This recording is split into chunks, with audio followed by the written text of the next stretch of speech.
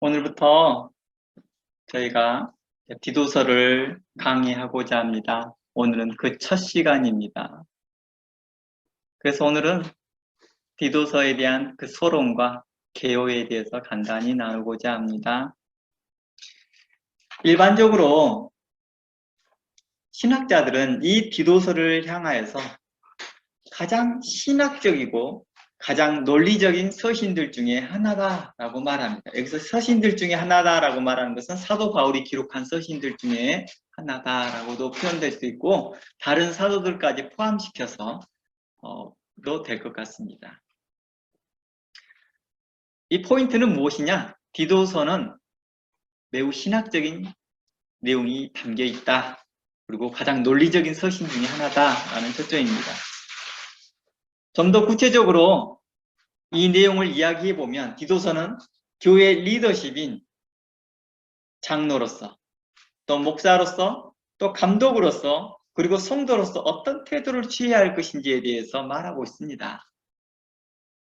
특히 바른 교리와 신학 위에 우리의 신앙이 정립되어야 한다는 것을 계속 강조하고 있거든요. 디도서는 1장에서 3장까지 매우 짧은 내용입니다. 그럼에도 불구하고도 신학적 논조가 강하고 그리고 우리에게 말해주고자 하는 것이 우리의 삶에서 바른 교리와 신앙의 바탕하에서 우리 신앙이 성장해야 된다라는 것을 강조하고 있습니다.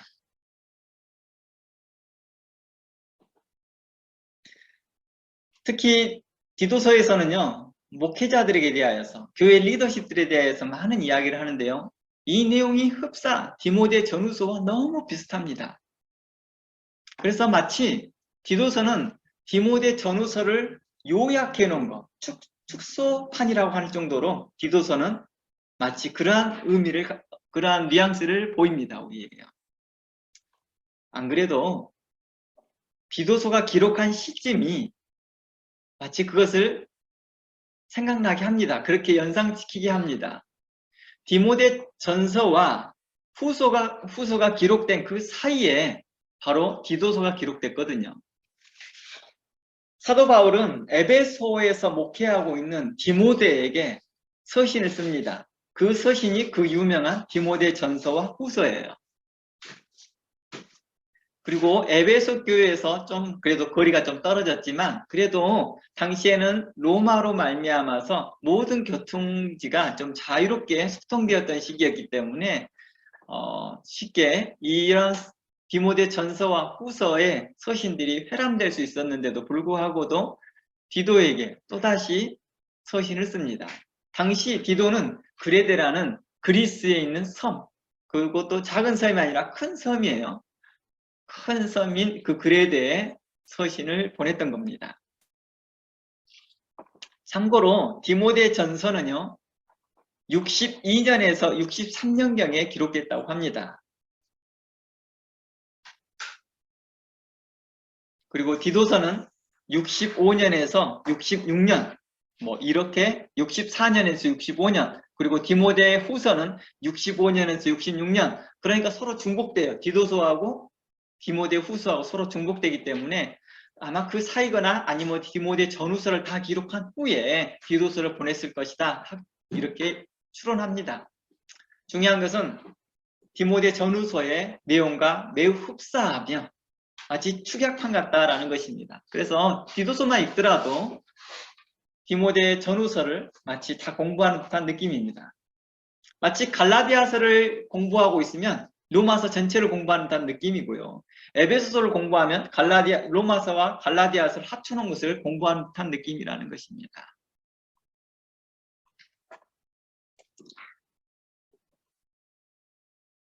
왜 사도 바울은 디모데 전서와 후서가 있는데도 불구하고도 당시에는 디모데 전서와 후서는 다 회람되는 서신이었거든요. 다른 교회에 돌려보는 거라는 거죠. 당시에도 서기관들이 있어서 그리스도인의 서기관들이겠죠. 그들이 필사를 하는 거죠. 빠른 속도로 필사해서 다른 교회에 같이 회람될 수 있게 합니다. 그럼에도 불구하고도 왜 디도서를 기록했을까요? 그것은 아마 지역적 환경과 어떤 요건 때문이 아니라 그것의 있는 그 상황, 목회적 상황이 좀 독특했기 때문입니다. 다른 교회들보다 상황이 좋지 않았거든요.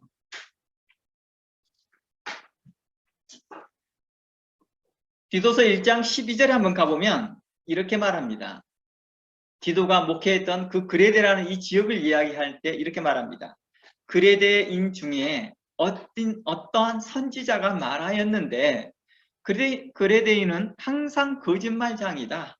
항상 악한 짐승이다. 배만 위하여 일하는 게으름장이다.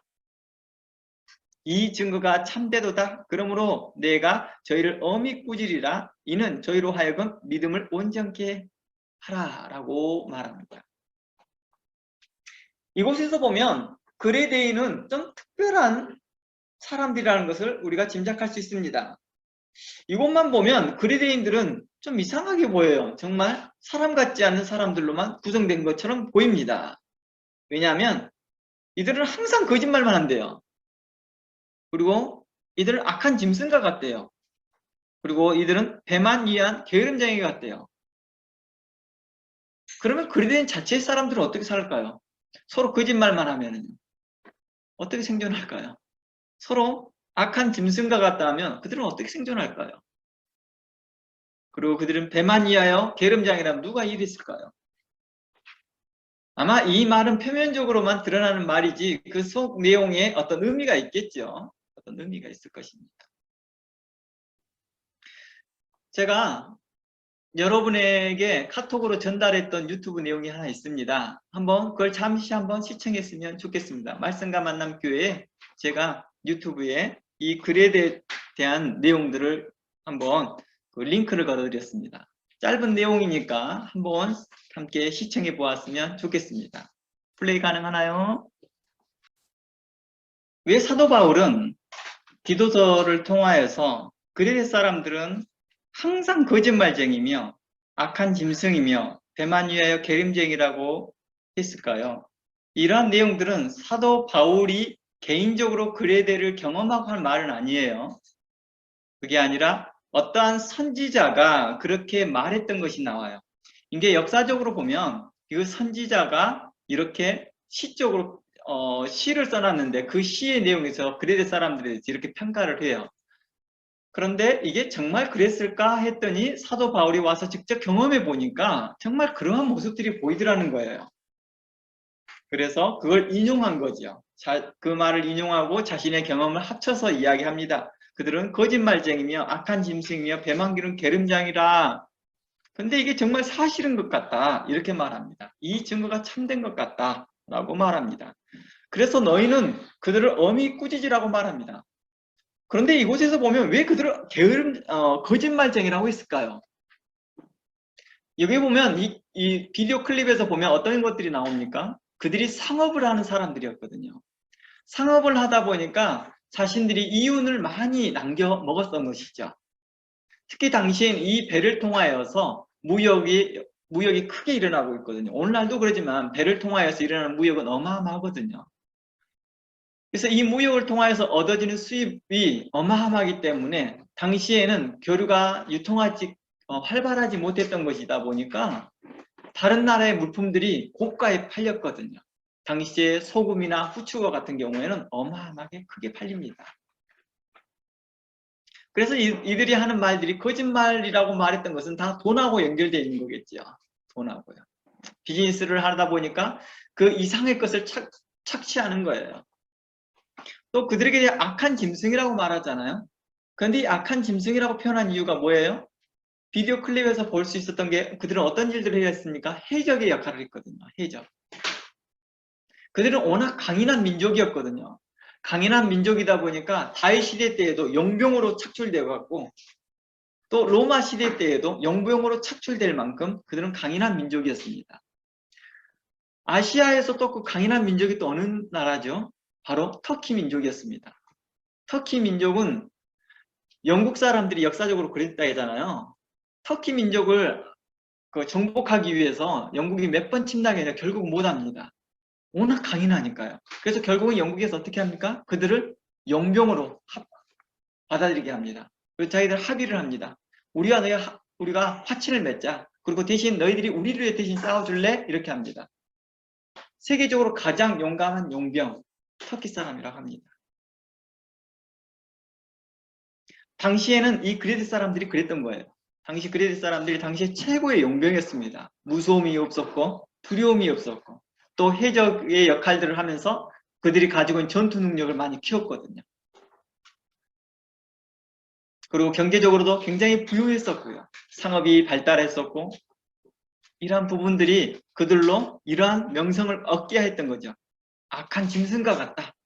거짓말쟁이다. 그러면 이곳에서 말하는 배만 위하여 게으름쟁이다라는 건 뭘까요? 이제 그들이 우리가 일반적으로 생각하는 그 노력해서 수고해서 그들이 생산을 얻는 게 아니었거든요.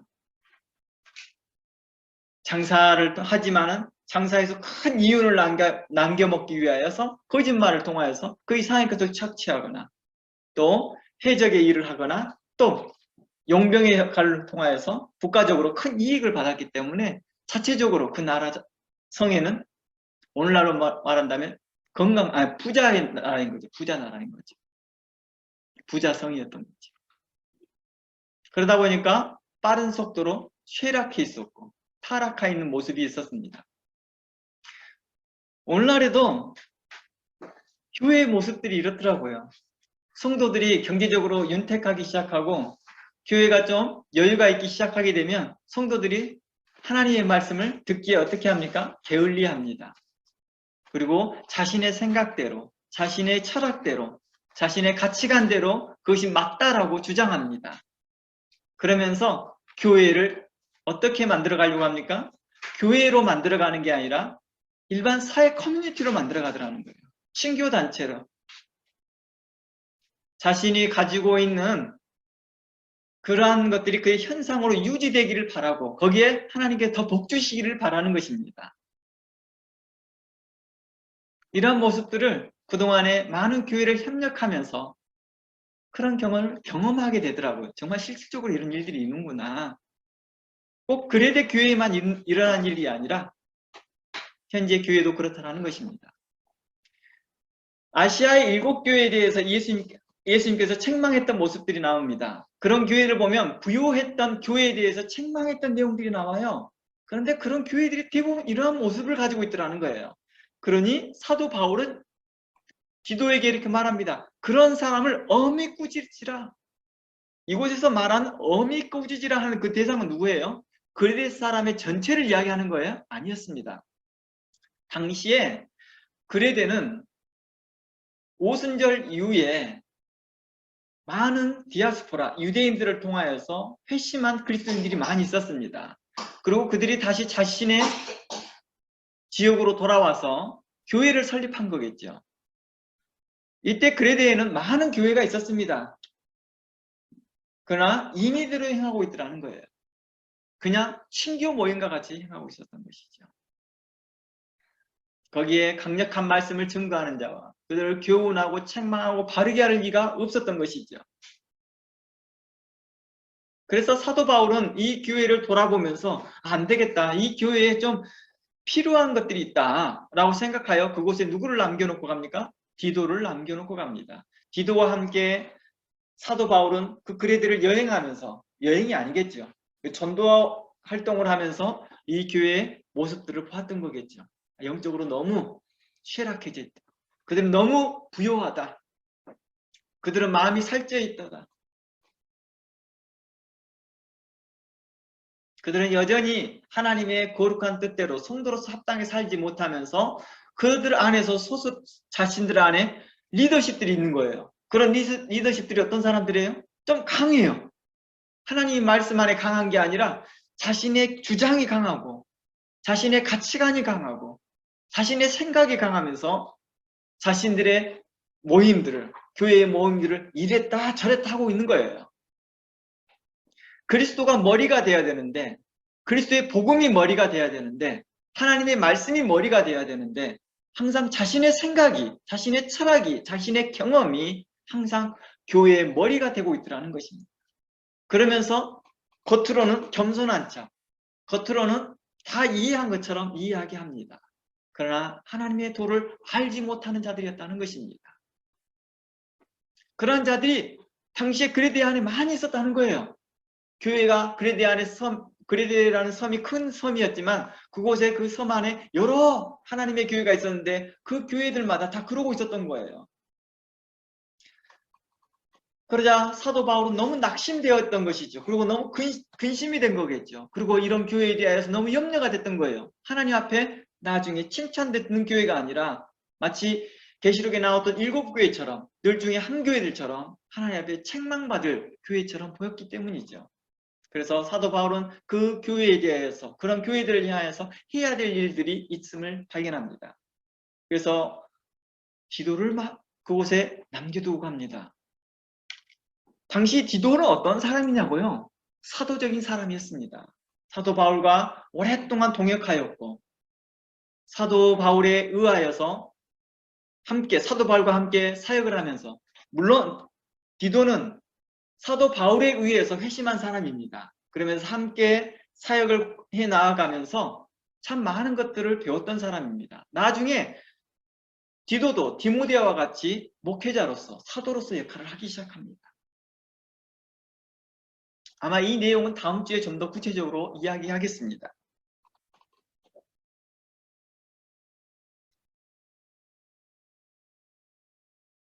이제 교회 안에 디도를 맡겨놓고 난 후에 디도가 이 일을 잘 수습해 주기를 바랬던 것입니다. 디도는 그 전에도 다른 교회들 문제들을 잘 이렇게 수습을 했거든요. 디모데를 보냈으나 디모데도 해결하지 못했던 부분, 고린도 교회에서도 해결되지 못했던 부분들을 디도는 가서 해결했거든요. 바로 디도는 굉장히 목회자로서 또 사도로서 또 감독으로서의 그런 충실하게 잘 이행했던 사람입니다. 물론 문제를 해결했다고 해서 잘 해결한 사람이냐라고는 볼 수는 없습니다. 그러나 그의 인품이나 믿음이나 그의 삶이 사도 바울에게 있어서 보기에 합당했던 사람이었던 거겠죠. 그런 상황에 잘 역할을 했던 사람이라고 볼 수 있는 것입니다. 아마 그가 지혜롭고 마음이 온유하였고 덕스러운 모습이 있었기 때문이겠죠. 그래서 아마도 디도는 그곳에 남아서 이 그레데에 남아서 하나님의 말씀을 통해 교회의 질서를 바로잡고 바른 신앙관을 정립하고 성경적 가치관과 기독교인으로서 합당한 삶을 가르쳤겠지요. 강조했겠지요. 그러나 그들이 뭐합니까? 듣지 않으려고 해요. 그들이 안 들으려고 합니다. 너 뭐야? 그러는 거죠. 너 뭐야?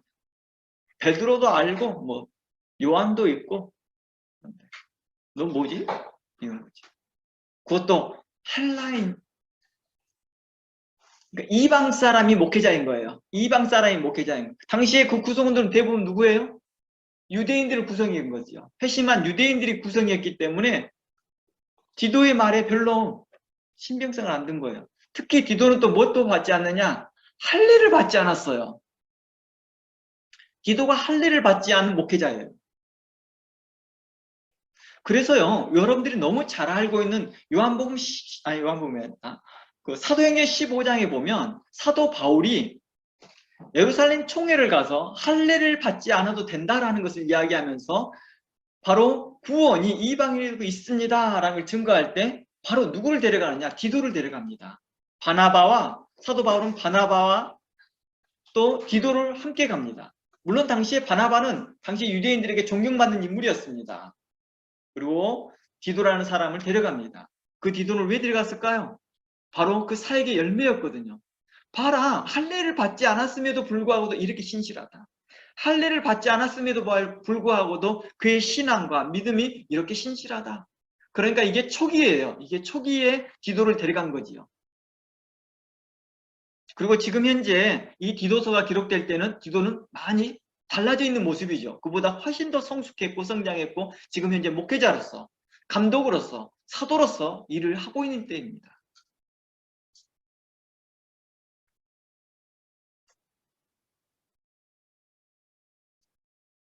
그러면서 디도는 그곳에서 하나님의 말씀을 가르칩니다. 그런데도 불구하고 사람들이 안 들으려고 하거든요. 그의 출신을 생각해 보거든요. 저 사람 할례 안 받았는데.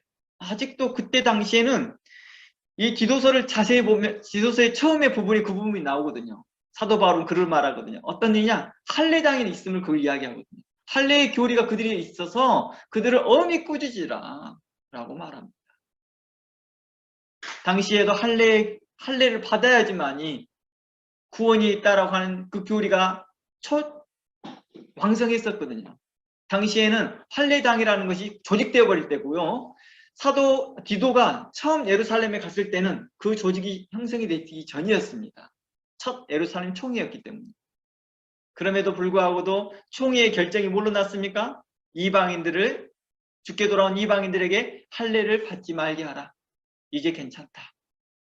누구라도 하나님 주의 이름을 부른 자들은 다 웰컴이며 우리 모두 한 형제다라고 선포했습니다. 그걸 서신에 남기게 하였고 이것을 공문화하여서 각 교회에 다 돌리게 했습니다. 이게 바로 야고보와 베드로와 요한의 함께 있었던 자리에서 총회에 일어난 일입니다. 이 현장에 함께 목격했던 디도가 있었습니다. 하지만 현실은 디도에게 웰컴하는 모습은 아니었습니다. 디도는 아마 예루살렘에서 그렇게 유명했을 겁니다. 그리고 지역교회도 유명했을 겁니다. 당시에 그런 총회에 함께 사도 바울과 디도, 바나바와 함께 참여했을 정도니까요. 그리고 서신을 여기저기 해람하고 가지고 전달했던 사람이었거든요. 고린도 전서를 전달하고 이런저런 서신서를 전달했던 사람이거든요. 그만큼 사도 바울의 만큼이나 또 디모데만큼이나 유명한 사람이거든요. 어떻게 보면 디도는요, 디모데보다 더 유명한 사람일 수도 있을 것입니다. 그래서 어떤 학자들은 디도를 향하여서 디모데보다 더 유명한 사람이다 라고 표현합니다. 하지만 막상 그가 목회자로서 그레데에 도착했을 때 그가 감독자로서 많은 교회의 감독자, 한 교회 담임 목사가 아니라 여러 교회의 감독자로서 그가 갔을 때는 교회에서는 웰컴하지 않습니다. 이미 자신들의 리더십들이 있고 자신들의 교회 안에 어떤 장로들도 있었고 그러니까요. 웰컴하지 않습니다. 너 할례 안 받았는데. 그가 증거하는 말씀, 그가 증거하는 가르침을 안 받아들이기 시작합니다. 그러나 그가 가지고 있는 온유한 성품과 덕스러운 마음과 그가 가지고 있는 성품으로 그들을 끌어안으려고 합니다. 그럼에도 불구하고도 뭐합니까? 그들이 듣지 않습니다. 바뀌지 않습니다. 그래서 사도 바울이 거기에 서신을 보냅니다. 그러면서 이렇게 말합니다. 그들을 엄히 꾸짖으라. 그러니까 교회에 있는 사람들을 꾸짖으라는 것이지 교회 밖에 있는 사람 꾸짖으라는 뜻이 아니에요. 그러니까 교회 안에 있는 사람들이 어떤 모습을 가지고 있어요? 그리스도인으로서 악한 짐승과 같고 또 여전히 그들 안에서 게으름의 모습이 있었고 그들 안에서 여전히 거짓말을 늘 하고 살더라는 거예요. 무엇이 진실인지 사람들을 미혹하는 말로, 그러니까 사람들에게 듣기 좋은 말로만 하는 거예요. 립 서비스만 하는 거죠. 우리가 정말 그런 것을 많이 보더라고요. 경제가 여유가 있고 자기 포지션이 높아지는 그 그룹들이 많은 사람들이 모이게 되는 그 교회 현장을 보면 말이 이상한 말을 합니다. 서로 격식 있는 말만 하는데 자기 속 이야기를 절대 하잖아요. 다 감추고 이야기하거든요. 예전에 그런 것들이 너무 혐오스러워서 그것을 탈출하고 싶은 한 사람이 있었죠. 그거에 대해서 나온 영화가 타이타닉이라는 영화잖아요. 귀족 사회 안에서 뻔한 속 이야기 다 하는데도 그걸 프리텐딩해서 아무렇지도 않게 서로 이야기하고 있고 그 사이에서 앉아있는 그 신부감은 너무 화가 나는 거예요. 속에서. 불이 치밀어 오르는 거죠. 그래서 그러한 것들을 깨고 싶은 마음에서 그가 이탈하는 모습들을 보였지만 결국에는 좋은 사랑을 만나고 갑니다. 뭐 이런 내용들이 타이타닉의 내용이었던 것 같습니다. 마치 그런 거예요. 경제가 부유해지고 삶이 윤택해지기 시작하면 사람들이 그렇게 프리텐딩해지는 모습이 나타난다는 거예요. 자기의 속 이야기를 하지 않습니다. 마치 자기는 건강한 사람처럼 영적으로 아무 문제가 없는 사람처럼. 하지만 속에는 다른 것이 있다는 것입니다. 이러한 부분들을 당시 그레데에는 있었다는 거죠. 사도 바울은 그들에게 대하여 말합니다. 엄히 꾸짖으라. 또한 그들이 할례당의 교훈을 따라서 그들이 잘못된 교훈을 받고 있다. 할례를 받으면 진정한 구원이라고 하여서 그들은 할례를 다 받았기 때문에 어떻게 말합니까? 자신의 구원은 보장됐다고 생각하기 때문에 나 자유 얻었네 너 자유 얻었네 하면서 그리스도로 인해서 천국 티켓을 이미 받았으니 이제 자신들의 삶을 누가 정지하랴 하는 그런 마음으로 살고 있었다는 것이죠. 그러나 사도 바울은 이렇게 말합니다. 믿음이 있노라 하면서 행함이 없는 것에 대해서 지적합니다. 이것은 마치 사도 야고보가 지적한 것처럼 보이지만 이 디도서에서는 바로 사도 바울이 그 문제를 지적하고 있다는 것입니다.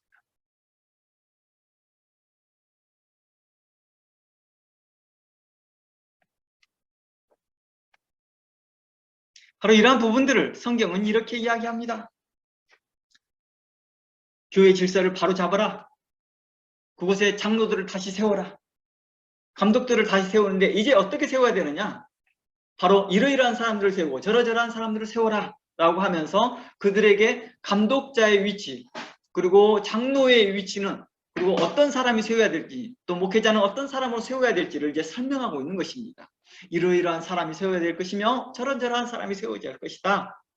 이게 바로 하나님의 말씀, 하나님의 교회를 바르게 세우는 것이다 라고 말해주고 있는 것입니다. 그러니 디도에게 이미 알고 있지만 디도에게 말합니다. 이렇게 하십시오. 저렇게 하십시오. 그런데요, 만일 디도가 이 말을 듣고 사도 바울의 말을 듣고 아니 나도 다 알고 있다고요 라고 생각하면서 사도 바울의 서신을 기쁘게 받아들이지 아니하고 기분 나쁘게 받아들였다면 어떨까요? 어땠을까요?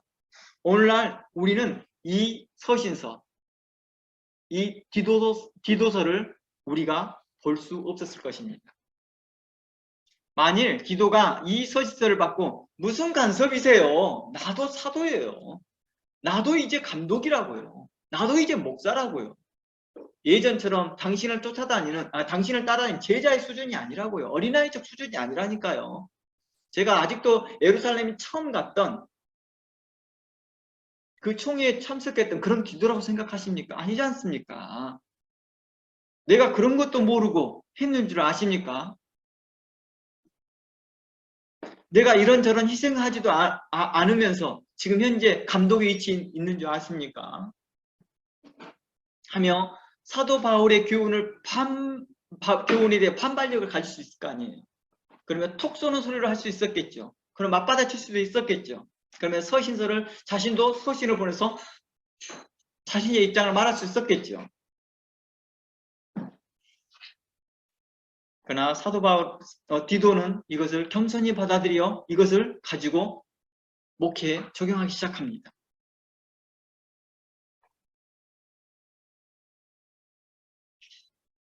사도 바울이 이미 디도도 알고 있고 이미 목회자이고 과거 사도 바울과 같이 일하였던 이 디도에 향하여 이렇게 말하였던 것은 뭘 의미했을까요? 바로 아비와 같은 마음으로, 사도 바울이 아비와 같은 마음으로 디도에게 말해준 거지요. 그래서 이렇게 말합니다. 디도를 아들이라고 표현합니다. 나의 참된 아들 디도에게. 아버지가 아들에게 대하여서 그런 마음인 거죠. 그래서 다시 한번 점검해 보아라. 그리고 너의 자신을 한번 내가 써놨던 이 내용과 함께 조율을 좀 해보아라. 그런 마음에서 썼겠죠. 디도는 이것을 기쁨으로 받아들였습니다. 자기 자신을 대하여서 하나님의 말씀에 복종할 수 있는 법을 알고 있었다는 것입니다. 우리가 디도서에서 볼 수 있는 또 하나의 특징은 바로 우리 신앙생활과 행함이 함께 갈 걸 계속 강조하고 있었던 것이죠. 그러면서 디도에게 말하는 겁니다. 우리의 믿음이 그들이 믿음이 있노라 하지만 행함이 없는 그들의 모습이다. 그러니 그들에게 행함을 강조해라. 그래서 사도 바울은 디도에게 요청합니다. 우리의 믿음이 중요하나 꼭 믿음만으로는 아니다. 행함이 필요하다라는 걸 이야기합니다. 즉 우리에게 말합니다. 신앙은 한쪽만 강조하는 것이 아니라 믿음과 행함이 고르게 일하게 해야 된다라고 하는 것입니다. 이 디도서의 초점입니다. 즉 디도서를 통해 교훈을 얻는 것은 믿음만 강조할 수 있는 게 아니죠. 우리가 지금 현재 교훈 얻을 수 있는 게요.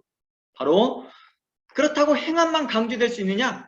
그렇게 볼 수 없다는 것입니다. 곧 바울과 야고보는 같은 말을 하고 있다는 것을 디도서를 통해서 우리에게 분명하게 말해주고 있다는 것입니다. 물론 디도서만 이렇게 말하고 있는 건 아닙니다. 다른 성경, 곧 에베소서를 비롯하여 디모데 전후서, 고린도 전후서, 그리고 다른 사복음서, 예수님의 행적을 기록한 사복음서, 그리고 몇몇 로마서나 그런 기록들과 조화를 이루고 있다는 것입니다. 다 함께 그곳에는 믿음과 행함을 함께 이야기하고 있다는 것입니다. 믿음과 같이, 행함과 같이 불렸고 움직인다는 것입니다.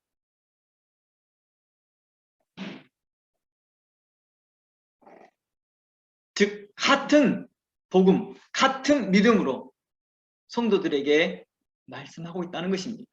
성도는 선행의 삶이 있어야 하고 믿음과 교훈과 그 삶이 조화가 있어야 된다라고 강조하고 있는 것입니다. 그러니까 디도서는 또 디도서뿐만 아니라 성경은 전체적으로 사복음서 또한 에베소서 또 고린도 전후서 또 로마서 이러한 내용들은 우리에게 뭘 말해주고 있냐? 믿음과 우리 성도의 삶이 조화롭게 있어야 됨을 이야기하고 있는 것입니다. 특히 디도서는 이게 강하게 드러나고 있다는 것입니다. 특히 디도서에서 선행에 대한 강조를 6번이나 나옵니다. 즉 선행의 중요성은 곧 기독교 윤리라고 하거든요. 우리가 말하는 선행이라는 기독교에 쓰고 있는 이 선행이라는 단어는 우리가 학문적으로 말을 할 때 기독윤리라고 말합니다. 기독윤리 또는 실천신학이라고도 말합니다. 실천신학. 그러니까 기독교 윤리와 실천신학을 우리에게 말해주고 있는 것입니다. 그러므로 디도서의 특징은 신학적이며 교리적이면서도 기독교 윤리적이고 실천신학과 실천신학에 두드러지게 우리에게 말해주고 있는 것입니다. 그러므로 믿음과 행함은 서로 떨어져 있는 별개의 것이 아니라 서로 대립되는 것이 아니라 본래 하나였다는 것입니다. 그래서 야고보서를 보더라도 그동안 우리가 야고보서를 봤지만은 첫 번부터 이야기하고 있는 게 뭐였습니까? 믿음을 강조하고 있었습니다. 그리고 놀랍도록 로마서의 처음 소두에 들어가 보면 거기는 또 행함을 먼저 이야기하고 있습니다. 그런데 방향을 계속해서 믿음의 방향으로 계속 흘러가고 있고 야고보서는 계속 방향을 참된 믿음은 행함이 있다라고 이야기하고 있다는 것입니다. 그러나 이곳에서 우리가 많이 오해하고 있는 것이 행함으로 구원함을 얻지 못한다라고 하는 이 행함은 기독 윤리의 행함이 아니었습니다. 어떤 행함이었습니까? 율법의 행위, 곧 할례를 받아야 구원을 받는다라는 말에 대해서 행함을 이했다는 것입니다. 그러니까 행함에 대해서 오해하지 않아야 됩니다. 디도서에서도 마찬가지입니다. 디도서에서 그 행함을 거부합니다. 어떤 행함이에요? 할례를 통한 그 행함. 할례를 받아야 구원이 있다는 것은 거부합니다. 그런 사람들을 멀리하라. 그들을 야단쳐라. 라고 디도서에서도 언급하고 있다는 것입니다. 그러므로 디도서를 통해서 우리가 배움에 있는 것은 이제 우리가 그동안 에베소서를 공부하였고 야고보서를 공부하였고 이제 디도서를 통하여서 이제 그 에베소서와 야고보서를 마치 축소해 놓은 듯한 요약하는 듯한 말씀을 이제 디도서를 통해서 우리는 또 배울 것입니다. 우리의 믿음과 우리의 행함이 결코 분리되거나 떨어져서는 아니고 믿는 것과 아는 것이 하나 되어져서 창성한 분량에 이르게 할 이 말씀이라는 것입니다. 또한 저희 교회가 앞으로 리더십들을 어떻게 세워야 될 것이며 또 교회 안에서 어떻게 성장해 나가야 될 것인지를 이 디도서를 통해서 우리가 배우게 될 것입니다. 성도라면 그리스도인이라면 당연히 경건의 생활이 보여지는 것이 믿음 있는 자의 모습이라는 것입니다.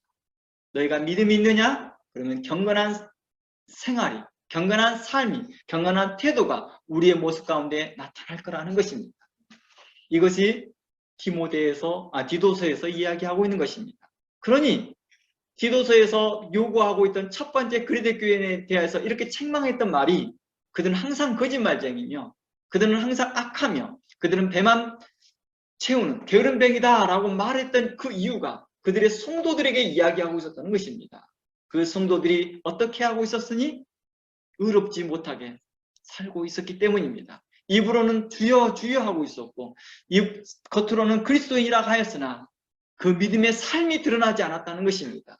믿음의 경건의 삶이 드러나지 않았다는 것입니다.